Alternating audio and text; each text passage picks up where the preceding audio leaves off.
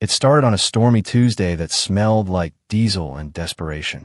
Eli had just finished patching the radiator of a rusted-out Toyota at Sutter's garage, a job that earned him $20 and a thanks, kid. His fingers were stained with oil, his hoodie soaked from the downpour, and his stomach hadn't seen a full meal since yesterday afternoon. But he didn't complain. He never did. Eli wasn't raised to whine. He was raised to survive. He was halfway through pushing the garage shutter down when he saw her. Not a fancy car, not a scene you'd expect on this side of town. Just a pale blue sedan, pulled over at the corner, hazard lights blinking like a nervous heartbeat. The front tire sagged against the muddy curb like it had given up on life. And then he saw her, a girl in her 20s, standing in the rain, staring helplessly at the tire. No umbrella, no phone in sight, no clue what to do. He hesitated, not because he didn't want to help, but because he was so used to being ignored, mistaken, looked down on. He wasn't about to force his help on someone who might flinch at the sight of his grease-covered hands. But then she looked at him and smiled, just slightly. That was enough. Eli jogged over, pulling the hood tighter around his face. Flat. She laughed nervously. That obvious. Yeah, but don't worry. You're lucky I'm good at this. She blinked at him, surprised. You work at that garage? I'm that garage, he smirked. No gloves, no tools, she asked. He flexed his fingers. I've fixed worse with bare hands. She watched as he crouched, wiped the rim, popped the trunk, and found the spare. He worked fast, efficient, quiet, focused. She looked like someone who didn't usually end up here, in neighborhoods like this. Her boots were clean. Her jeans looked designer. Her watch. He bet it cost more than his entire month's pay. But she didn't act like she was better. You don't have to do this, she said softly, as he tightened the last bolt. I know, Eli replied, standing. But someone should. He was soaked now. Cold. Hungry. She opened her purse, probably reaching for cash. Eli raised a hand. Don't. Seriously. Just get home safe, all right? The girl stared at him like she couldn't believe what she was seeing. You don't want anything? He shrugged. I'm not a stray dog, lady. I help because I can. Then he turned and walked away. Didn't even ask her name. Didn't know 4 hidden cameras had caught every second. Didn't know that girl had just been followed for the last 2 hours by men with security earpieces in black SUVs. Didn't know she was far from ordinary. And he didn't know the next morning would start with a black limousine pulling up in front of the garage, doors swinging open, and his entire world flipping on its head. By the time Eli arrived at the garage the next morning, his sweatshirt was still damp from last night's rain, and his mind was spinning with thoughts of overdue bills and how many cans of beans he could stretch for the week. He didn't expect a limo to be parked outside. Not just any limo either. Sleek, jet black, polished like obsidian, tires spotless despite the gravel road. It idled like it didn't belong on Earth, but on a red carpet or outside some hotel in New York. Eli blinked. He looked around. Maybe someone broke down. Then the driver stepped out. Immaculate suit. Clean white gloves. No nonsense in his stance. He gave Eli a nod like he'd been waiting specifically for him. You Eli Granger? The man asked. Who's asking? The back window slid down. And she was there. The girl from last night. Only this time, her hair was styled. She wore sunglasses worth more than his rent, and her lips curled into a small, satisfied smile. You left before I could thank you, she said. Eli froze. You sent a limo for that? I sent a limo because I'm not someone people walk away from, she replied, her voice calm, but commanding. And yet you did. He didn't know how to reply. So he didn't. You didn't take my money, she continued. Didn't ask for anything. So I had to know why. Eli rubbed the back of his neck. Didn't need anything. Was just doing what's right. She leaned closer, removing her sunglasses. Her eyes were sharp now, studying him. My name's Vivian Lane. My father owns Lane Global Motors. He'd heard of that. Everyone had. They were everywhere. Cars, fuel, racing, tech. Multi-billion-dollar empire. Her name could probably open doors at the White House. I was being followed yesterday, she said. Stalled for 2 days. Paparazzi. Potential threats. My team was watching through hidden cameras. Eli's brow furrowed. Wait, I was on camera. 4 angles, she nodded. And not just by my people. Local businesses picked it up too. Your face is trending. His stomach dropped. What kind of trend? Vivian smiled. The good kind. The humble mechanic who walked away. You went viral overnight. People are calling you a modern-day knight. He swallowed. I didn't mean for that. I know, she said. And that's why I'm here. Get in. He stepped back. Look, I'm just a mechanic. I don't belong in limos, and I definitely don't belong in the kind of world you live in. Too bad, she said, because you already stepped into it. She nodded toward the driver. Take him to the tower, she said. Tower. My father wants to meet you. And just like that, Eli's world, built on grease, debt, and survival, was speeding toward a place he never imagined he'd be allowed to even see, let alone enter. But what he didn't know was that not everyone wanted him in that world, and someone was already planning to humiliate him before he ever stepped through the door. The tower was made of glass, steel, and the kind of arrogance money could buy. Lane Global Headquarters shot up 63 stories above the skyline like it owned the clouds. Eli had never seen anything like it. His boots squeaked on the polished marble as he stepped through the revolving doors, the driver at his side. Everyone in the lobby wore suits tailored to perfection. The receptionist smiled like her teeth were worth a salary. And every eye turned to Eli, the mechanic, in a hoodie, hands still stained with the memory of engines. Mr. Lane will see you now, the receptionist said smoothly. No wait, no security check, just an elevator that opened as soon as he approached. Empty, like it had been called for him and him alone. By the time the elevator reached the top floor, Eli had taken off his hoodie and tried, unsuccessfully, to wipe the grease from his hands. He didn't belong here, and he knew it. The door slid open to reveal a room lined with floor-to-ceiling windows and modern art he couldn't even describe. Behind the largest desk Eli had ever seen stood a man with salt and pepper hair and the kind of posture that came from owning empires. Eli Granger, the man said. Sit. Eli did. I'm Raymond Lane, the man said, not offering his hand. My daughter says you helped her. I just changed a tire, sir.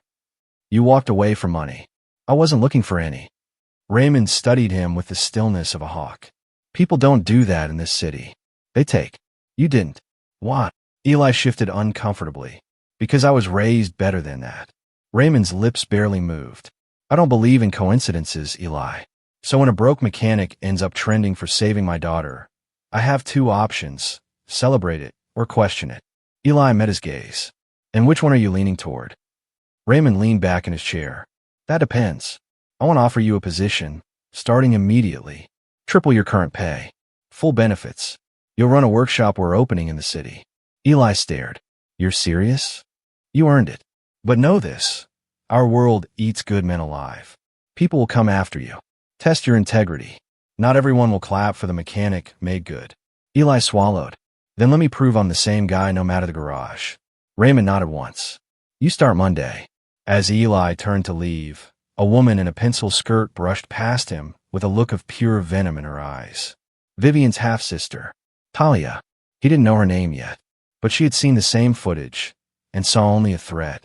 She had her eyes on the Lane legacy, and a broke mechanic going viral wasn't part of her plan, especially not when Vivian was smiling like she'd already chosen him. That night, as Eli walked home, he passed the garage he used to call his everything. By morning, a photo would hit the tabloids. Him and Vivian, smiling.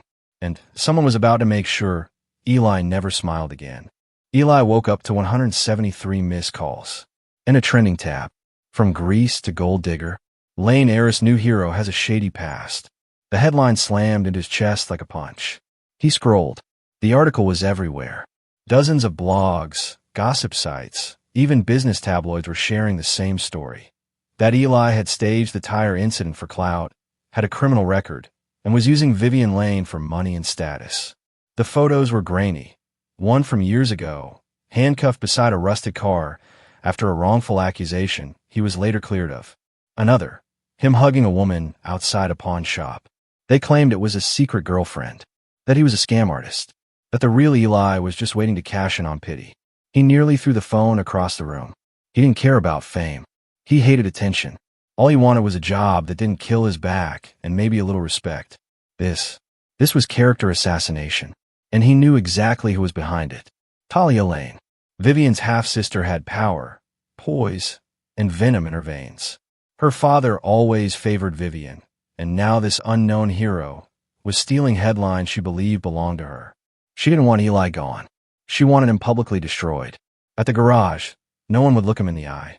Even Rick, the guy who once bummed cigarettes off him daily, just muttered traitor under his breath. By the time Eli reached Lane Tower, the security team had already been briefed. No interviews, Mr. Granger, one of them said coldly. And we'll need to search your bag from now on. He was escorted like a liability, not a guest. The worst part, Vivian hadn't called. Not a word, not a text. And then she walked in, face unreadable, arms crossed, eyes tired. Tell me it's not true, she said softly. Eli stood up, heart pounding. What part? The mugshot from when I was cleared, or the fact that I hugged my cousin at a pawn shop 2 years ago? Vivian's jaw clenched. Talia leaked it, he said. She's trying to bury me. Vivian hesitated. My father's furious. Stock dropped 2 points. The board's nervous. And me, she exhaled, voice tight. I'm torn between defending you and protecting everything I've built. Eli stepped closer. Then ask yourself this. Do you believe what they wrote, or what you saw that night when I helped you with no cameras, no money, no agenda? Silence. Then she whispered, I want to believe you. Then believe me, he said, because if you don't, no one else will. But it was too late. Raymond Lane summoned Eli that evening, and with the coldness of a CEO and the weight of the headlines, he said, You're being let go. No trial, no defense, just one sentence that shattered the hope Eli had built in 48 hours. By midnight, he was back at the garage, alone, humiliated, headlines painting him as a fraud. But under that humiliation, something else had started to burn. Not rage, not revenge, something more powerful. A promise that he would return, not just to prove them wrong, but to prove to himself that no matter how far they dragged him down, he'd rise higher than they ever imagined. Eli didn't scream. He didn't beg. He didn't post a long emotional rant or go live to clear his name. He went to work, real work. He took what little savings he had, sold his grandfather's antique toolbox, and rented a 500-square-foot space on the edge of the industrial district. It smelled like burnt rubber and regret, but it was his. He put up a hand-painted sign that read Granger Garage and promised one thing beneath it. Honest repairs. Every time. The first week, no one came. Second week, a curious food truck driver pulled in, and Eli fixed his brakes in under an hour. He charged him $40, even though the guy offered $200. Word spread. By week 5, the waiting list was 2 days long. He didn't just fix engines, he listened. He remembered people's names. He gave free rides to elderly customers who had no one to pick them up. He bought parts on credit just to help a single mom get her car back before her shift. People talked. The real Eli started trending. Again. And this time, the world saw the truth. By the 3rd month, a producer from a popular streaming docuseries about small-town heroes showed up. You were framed, she said. We want to tell your story. Eli agreed, on one condition. They tell the whole truth. About Talia Lane. About the board. About how silence cost him everything. The series exploded online. And then, one rainy evening, exactly 4 months after he was fired, another limo pulled up outside Granger Garage. Vivian stepped out. No makeup. No entourage. Just soaked clothes and a face full of something he hadn't seen before, guilt. She walked up to him slowly, holding a newspaper in her hand. On the cover, a smiling photo of Eli, helping a kid fix his bike, caption Mechanic of the People. I watched every episode, she said, and I cried. He didn't speak. I failed you, she whispered. I didn't believe you when it mattered. I let my world's noise drown out your voice. I let you be erased. I wasn't looking to be saved, Eli replied. I just wanted the truth to survive. She nodded, biting her lip. Lane Global's board just voted Talia out. Her smear campaign backfired. The footage of her paying a blogger surfaced. Eli raised an eyebrow. And now you're here. What? Vivian stepped closer. Because we want to offer you the contract again. But this time, as a partner, a co-owner of our new ethical automotive division. You name the values. You build the future. He studied her, heart thudding. He thought about his garage, his people, his peace. Then he smiled. I'll sign, he said, but we don't erase what happened. We build something better from it. She smiled back. Deal. Just then, a car pulled up behind them. A kid stepped out, holding a flat tire in one hand, soaked from head to toe. Eli grinned. Give me 10 minutes, he said, rolling up his sleeves. Vivian laughed softly, leaning against the limo, watching the man who once walked away for money and came back with the world chasing him. From the shadows of betrayal to the center of redemption, Eli had done more than just fix engines. He rebuilt faith, in kindness, in truth, in second chances. And this time, no one was turning the cameras off.